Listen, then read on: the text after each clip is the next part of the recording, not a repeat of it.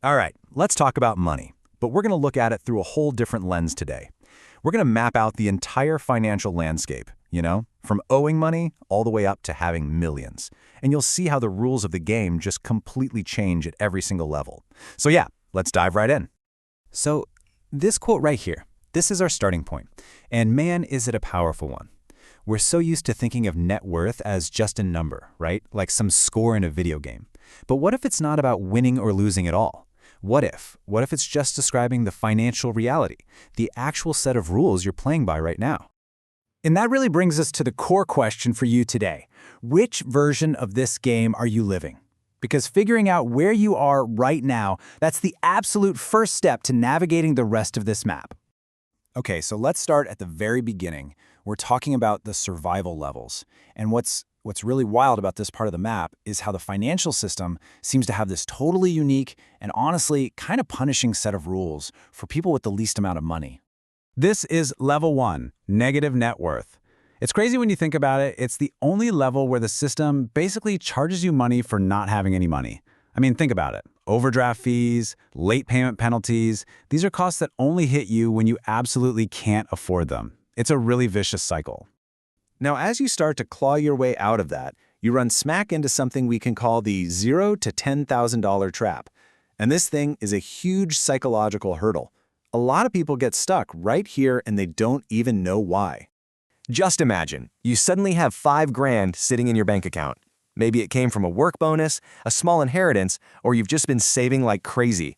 At this level, man, that amount of money feels absolutely life-changing, doesn't it? And the feeling? It's just pure relief. It's that feeling of finally being able to take a deep breath, That constant low-level buzz of anxiety about an unexpected bill, poof, it's gone. But that feeling, that amazing feeling, that's the trap. And this right here, this breaks it down perfectly. This is the core of the trap. We mistake the feeling of relief for the state of safety. See, relief is temporary. It's what happens when you solve a problem that's staring you right in the face. But safety is durable. It's about having a real buffer, a system in place to handle future problems, the ones you can't even see coming yet. When you believe you're safe just because you feel relief, that's when you spend the buffer, and you end up right back where you started. So, if there's one thing to remember about the survival levels, it's this.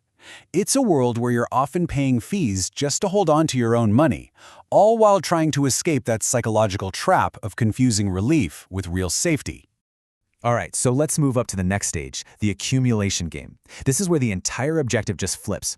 You're not just trying to avoid losing anymore. Now you're actually starting to play to win. You're shifting from defense to offense. At this stage, the way you think about money every day, it changes completely. The game isn't just about dodging penalties anymore. Now it's about making your money work for you. The challenges are different, right? Like, how do you pick the right investments? How do you balance paying off debt with saving for retirement? This is the world of 401ks, index funds, building up home equity. It's a long, patient game of compounding, where the biggest trap isn't some bank fee, it's doing nothing, or worse, making panicked, emotional decisions when the market gets shaky. But here's the thing.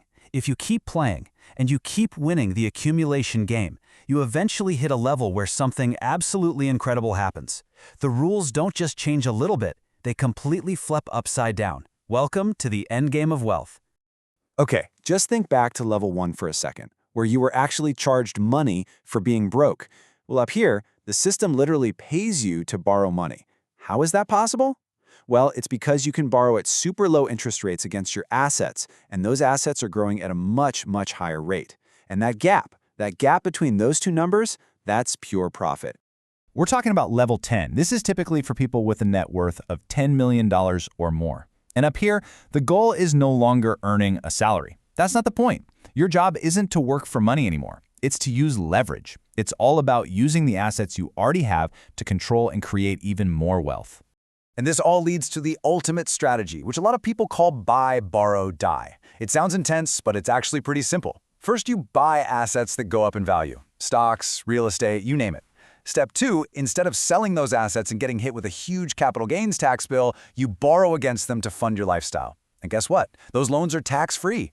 And then finally, you die. When you pass away, those assets go to your heirs, and because of a rule called the step-up in basis, all those built-up capital gains, they get completely wiped clean for tax purposes. It really is the ultimate endgame. So we've gone all the way from paying fees just to be broke to literally getting paid to borrow millions. It's a pretty wild journey, right? But let's bring this all back to you. The whole point of showing you this map isn't to intimidate you. It's so you can find your "You Are Here" sticker. So, what's the big takeaway here? First, your job is to figure out which game you're playing right now. Are you in those survival levels where the biggest trap is mistaking that temporary feeling of relief for real, durable safety? Or are you in the accumulation game, where the main challenge is patience and consistency? Look, wherever you are on this map, just understanding the terrain, understanding the rules of your specific level, that is the most powerful first step you can possibly take. So I'm going to leave you with this thought. Seeing the map is one thing, but using it to actually plan your next move, that's everything.